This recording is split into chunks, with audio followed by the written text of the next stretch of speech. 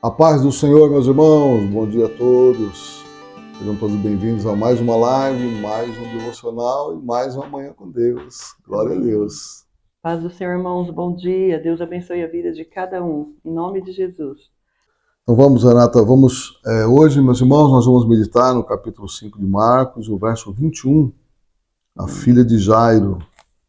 E também, junto com essa história, tem outra, né? Que é a mulher que tinha um fluxo de sangue. Então vamos primeiro falar sobre a filha de Jairo. 5:21 de Marcos. E passando Jesus outra vez num barco para outra banda, ajuntou-se a ele uma grande multidão, e ele estava junto do mar. E eis que chegou um dos principais da sinagoga, por nome Jairo, e vendo-o, prostrou-se aos seus pés, e rogava-lhe muito, dizendo: Minha filha está moribunda, rogo-te que venhas e lhe imponhas as mãos para que sare e viva. E foi com ele, e seguiu-o uma grande multidão que o apertava. E certa mulher que havia 12 anos tinha um fluxo de sangue, e que havia padecido muito com muitos médicos, e despendido tudo quanto tinha, nada lhe aproveitando isso, antes indo a pior, ouvindo falar de Jesus, veio por detrás, entre a multidão, e orou e tocou no seu vestido. Tá, só um pouquinho. Então vamos... Então, depois que Jesus ele volta, né, da província do território dos Gadarenos, ele volta, retorna, e aí, quando ele chega, ele encontra aqui o Jairo, que era um dos principais da sinagoga, né? Ele era um rabino, né, possivelmente, e ele fala: Senhor, te rogo que vai e imponhas as mãos sobre minha filha, porque ela está moribunda. Interessante, né, Renata? Aqui, fazendo uma comparação de Jairo, que era de Israel, que era um chefe da sinagoga, ele era um religioso importante, um líder religioso. Aí ele pede para Jesus ir lá na casa dele e impor as mãos sobre a filha. Jesus está indo, né? Ele vai, acompanha, né? E já o centurião, ele fala que Jesus não precisava ir na casa dele, né? Bastava uma ordem. Porque ele entendia de autoridade, né? Então, o líder religioso, é por isso que eu falo, né? A gente não entende totalmente as coisas do espírito. As coisas espirituais, elas só se discernem espiritualmente. Aqui um romano, praticamente um pagão, ele entendeu um princípio espiritual importante da autoridade e o líder religioso não tinha entendido, Renata. É muito interessante isso, né? Então, a gente não pode realmente viver na religiosidade, cair nesse erro de só seguir uma religião e um ritual, ir para a igreja só e ali participar do culto, e não viver o melhor de Deus, não desfrutar a plenitude de Deus. E tem tanta coisa. Aí, a fé desse líder religioso do Jairo, ela estava muito limitada. Era só se Jesus impusesse as mãos. Rogo-te, ele fez certinho, ó. Olha, vinha uma grande multidão e Jesus estava junto ao mar. Interessante, aí Jesus aparecia, a multidão vinha, né? E eis que chegou um dos principais da sinagoga, por nome Jairo, e vendo-o, prostrou-se aos seus pés. Então ele fez certinho, ele reconheceu Jesus como Deus, né? Porque senão ele não iria prostrar, não ia adorar, né? Então ele fez tudo certinho, tinha uma compreensão de Jesus, mas não muito profunda, limitada, assim como muita gente tem uma compreensão muito limitada acerca das coisas de Deus. E aí ele pede para Jesus ir na casa dele. Mas Jesus vai, Renata. Jesus é maravilhoso, né? Ele não repreende, né? Ele nunca nega, né, ajuda. Não, é interessante, o né? inimigo que às vezes lança a seta e faz a gente achar que Deus não está querendo fazer nada, algumas dúvidas. É. Mas Jesus vai. No meio do caminho, aí acontece isso, né? A mulher, agora já entra a história da mulher do fluxo de sangue, que está junto com a história de Jairo. E Jesus estava seguindo, né, para a casa de Jairo, e a multidão junto. E nesse meio do caminho, a mulher do fluxo de sangue, ela ouve falar de Jesus, ouviu falar de Jesus. 27. Olha que a importância de anunciar as coisas boas, né, as boas novas. Então alguém falou para ela: ó, Jesus está na cidade, Jesus está aqui. Aí quando ela ouve falar, aí ela se levanta, com certeza ela estava dentro de casa, moribunda, porque ela tinha um fluxo de sangue. Aqui fala, né, que ela estava É interessante, né, que ela tinha gasto tudo com muitos médicos, ó, e despendido tudo. Ela gastou todo o dinheiro, tudo quanto tinha, e não aproveitou para nada. Antes ela estava indo a pior. Imagina, a saúde dela estava bem debilitada, né? muito debilitada. Jesus ali para ela, acho que era a última Mas tentativa, era né? mesmo. E outra coisa também, Renata, e ela também, ela teve que passar uma barreira religiosa, porque ela era proibida de estar no meio do É, povo, porque ela tinha um fluxo de sangue, né? Todos que tinham qualquer tipo de fluxo, as mulheres, quando vinham as regras, da minha menstruação, elas tinham que ficar em casa e não podia ter contato com nada. E imagina ela com um fluxo contínuo de sangue. Uma que ela estava bem debilitada, né, já pela perda de sangue, né, e muitos anos, uma doença que já persistia durante 12 anos. Então ela é, tinha tudo ali para se acabar, né, para esperar a morte. Mas quando ela ouve falar de Jesus, eu creio, Renata, que pelo que o texto diz, ela reviveu. Ela é, fala, é minha esperança, é a é. minha oportunidade.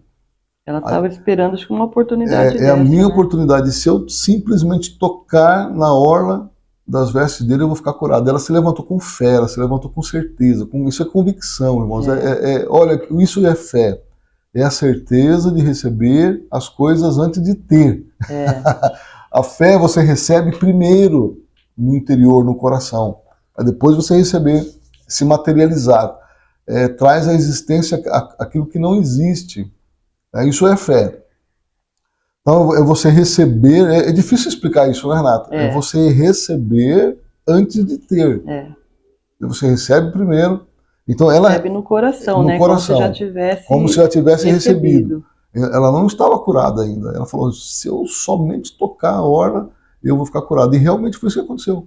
É. Aí aquela fé dela se tornou. Moveu, né? É que nem dos paralíticos. Por que que fizeram tudo do paralítico lá de Cafarnaum? Os amigos dele fizeram tudo aquilo? Porque eles tinham certeza que o esforço deles não seria em vão. Eles tinham absoluta certeza, né? Que não jamais eles iriam abrir o telhado, passar aquela camilha, né? Mas eles foram com convicção. Então, eles falaram, não importa o sacrifício que eu tenho que fazer, porque nós temos que ir atrás, nós temos que nos esforçarmos, né? Para também recebermos a nossa bênção. Nós temos que fazer a nossa parte, né? E eles fizeram, mas com certeza de que iriam receber. E ela também. Ela sabia que ela ia ter que enfrentar a multidão, né? Passar por cima da lei, enfim, né? Mas ela falou, o que eu quero. Ela tinha certeza do que ela queria e ela tinha convicção de que Jesus tinha o que ela precisava, né? E a Bíblia fala que todos aqueles que se aproximam de Deus, É, né, precisam de fé, porque sem fé é impossível agradar a Deus. Então é crer que já recebeu. É difícil, irmãos. Eu sei que, por exemplo, quando a pessoa, uma doença, a pessoa já tem uma fé dessa tão vigorosa. Só que o resultado da fé é a cura. O é, resultado da fé é a resposta de Deus. E muita gente não recebe nada de Deus porque duvida, não crê. é, Então, e ela creu tanto que ela teve que passar os obstáculos, Renata, da é, multidão, atravessar aquela multidão, não deve ter sido muito fácil para ela. Tocar no povo, ela não poderia tocar em ninguém. Ela tocou até em Jesus, né, nas vestes dele. Ela não poderia ter feito isso. Mas no coração dela, ela falou: quando eu tocar, eu vou ser curado. E realmente Jesus fala que saiu virtude, né? Vamos continuar, Renata. é. Porque dizia: se tão somente tocar no seu vestido, sararei. E logo se lhe secou a fonte do seu sangue, e sentiu no seu corpo estar já curada daquele mal. Você vê, ela sentiu a virtude da cura, né?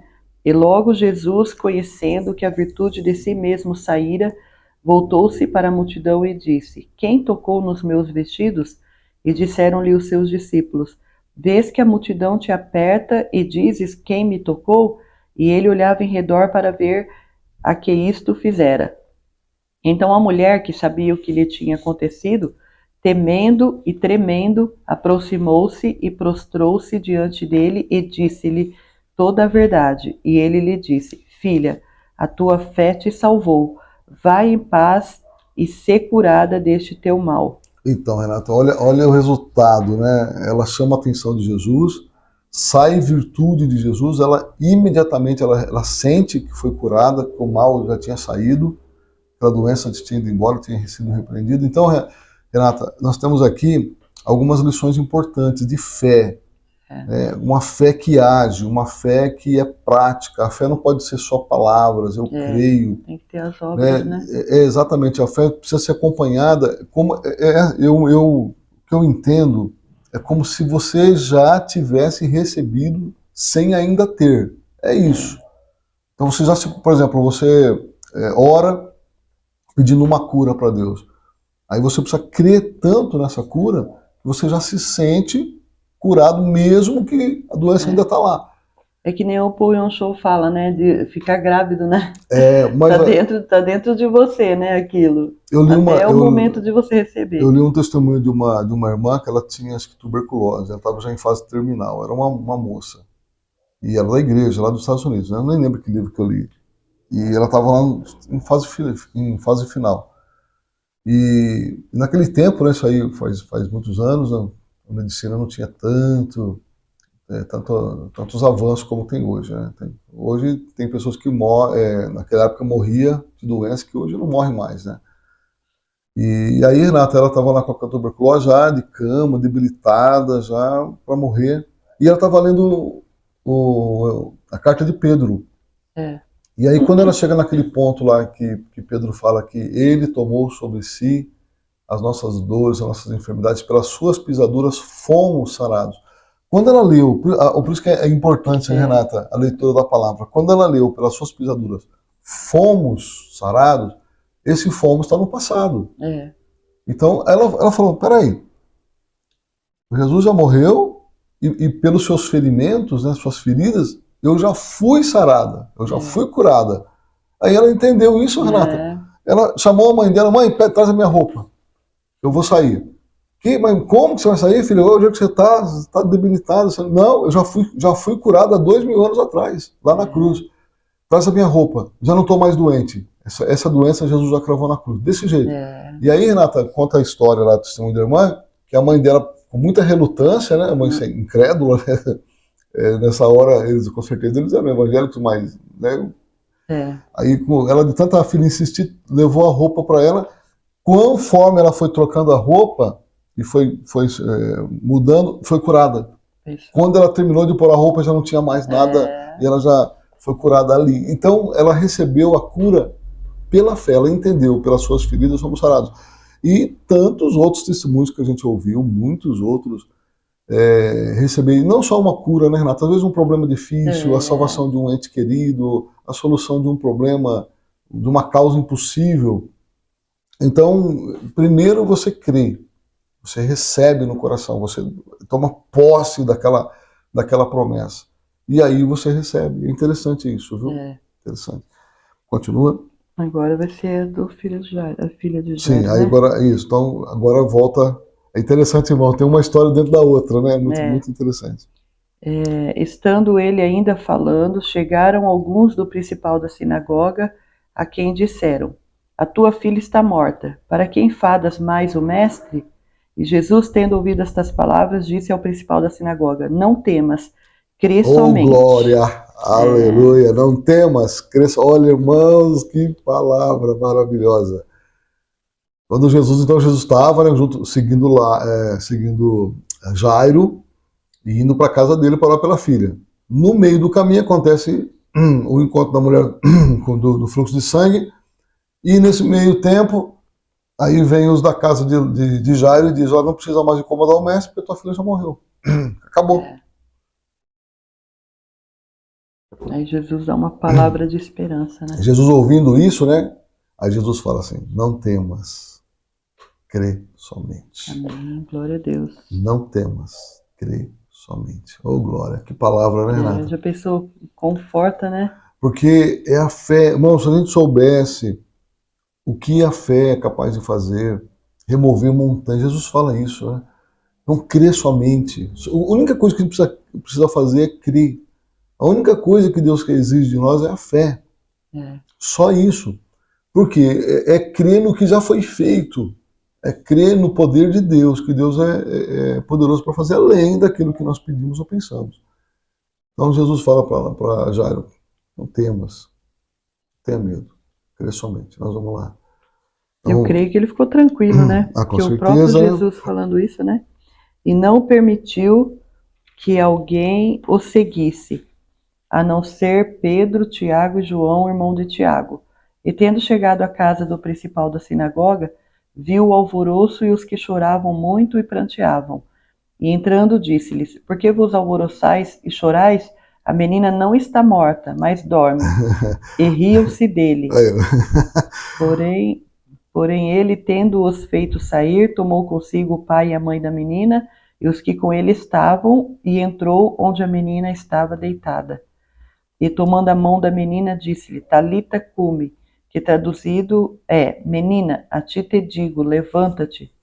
E logo a menina se levantou e andava, pois já tinha 12 anos, e assombraram-se com grande espanto. E mandou-lhes expressamente que ninguém o soubesse, e disse que lhe dessem de comer. Renata, imagina a alegria dos pais, né, de ter a filha de 12 anos devolvida para eles. Jesus chega, tá todo mundo chorando, aquele pranto, aquela angústia.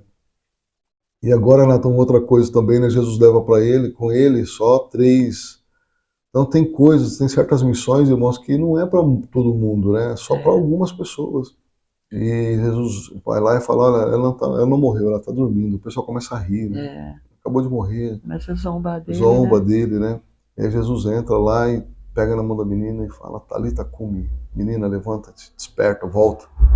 Aí ela imediatamente se levanta e todos ficaram assombrados. E já pediu alguma coisa para ela comer. Então, irmãos, é esse Jesus que nós estamos pregando. É um Jesus vivo que está aqui hoje no meio de nós. Então, nesse texto que nós lemos, acontece um milagre da mulher de fluxo de sangue. Interessante é nesses 2 milagres tiveram 2 atitudes.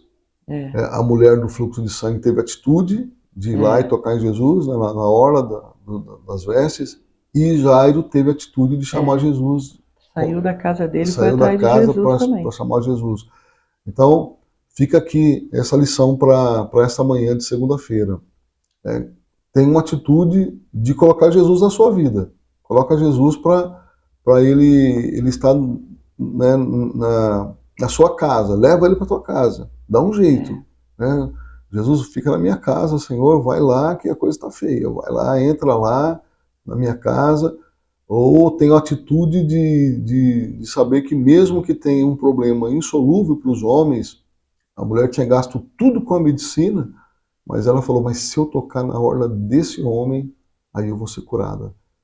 Ou seja, né, Renata, ela não tinha desistido da vida. Ela estava lutando pela vida dela. Tem muita gente que luta contra doenças crônicas e sérias que desistem.